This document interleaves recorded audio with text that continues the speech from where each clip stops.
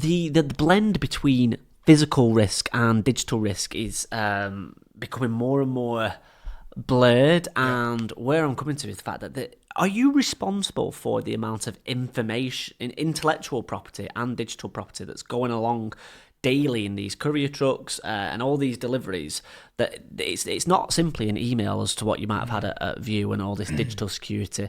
It is now physical property as well. Does that fall under your remit, Lee? Yeah, so we have, we work closely with, so we have a big operational footprint, as you can imagine. So, our head office operation, for example, is minuscule in comparison to our logistics operation, right? So we have to have a hand-in-glove approach with our operational leads and our operational teams. Yeah.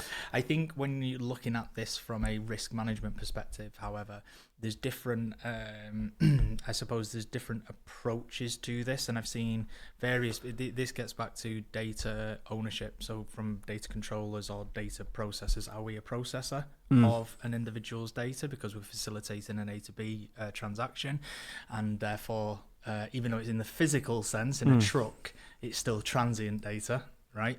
Or are we a data controller, to your point, because we're the custodians of that information for a period of time? We think about the digital landscape in a network. A signal can go from A to B in a millisecond, whereas a parcel can go from A to B in 10 days, for example. Yes. Right? The principle is still the same, though. It's just the longevity of the custodianship is slightly different.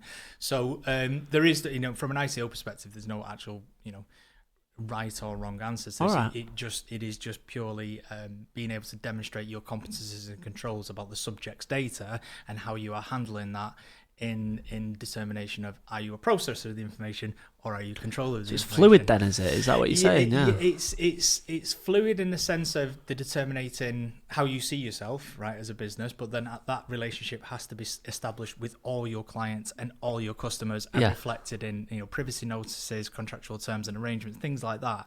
But the point I'm making is that if you are a processor of someone's information, you would have to handle that ever so slightly differently from a relationship perspective and demonstrate those controls.